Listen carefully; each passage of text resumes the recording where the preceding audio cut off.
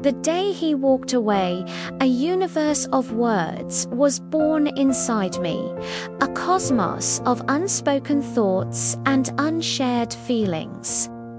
Every night, my thumbs would dance across the cold glass of my phone, crafting messages I never had the courage to send. Hundreds of them, each one a little piece of my heart, a ghost of a conversation we'd never have. They were filled with anger, with sadness, with desperate questions and tender memories. They lived in my drafts, a digital graveyard of our love story.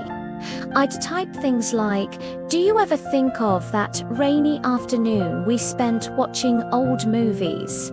Or, "I still can't listen to that one song without my chest aching."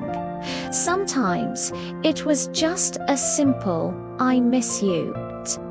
But the send button always felt a world away, a barrier I couldn't cross.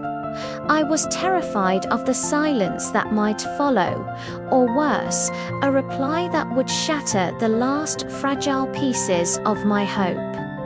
So the messages piled up, a silent testament to a love that was still breathing, at least on my end. Time has a funny way of healing, though. It doesn't erase the scars, but it softens their edges. The frantic typing sessions became less frequent. The anger cooled into a quiet understanding, and the sadness blossomed into a gentle acceptance. I started to find joy in the small things again, the warmth of the morning sun on my face, the taste of my favorite coffee, the sound of laughter with friends. I was rebuilding myself, piece by piece, learning to love the person I was becoming without him. Then, one evening, I found myself scrolling through those old drafts, but this time they didn't hurt, they felt distant. Like reading a chapter from someone else's life.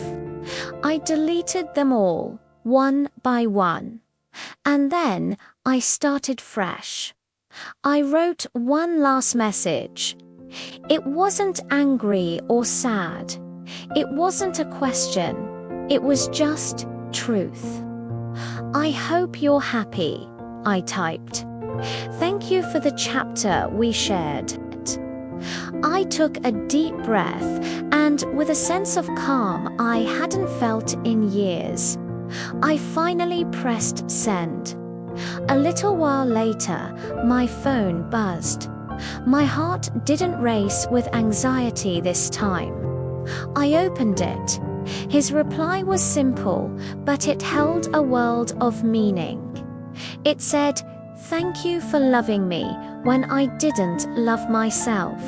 And in that moment, I understood. This wasn't about getting him back. It was about closing the door with grace, not slamming it shut. It was about finding my own peace. And as the sun rose the next morning, I smiled. A new chapter was beginning.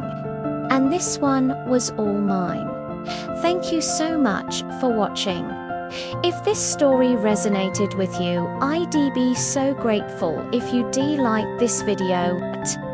And subscribe to the channel for more stories about healing and moving forward.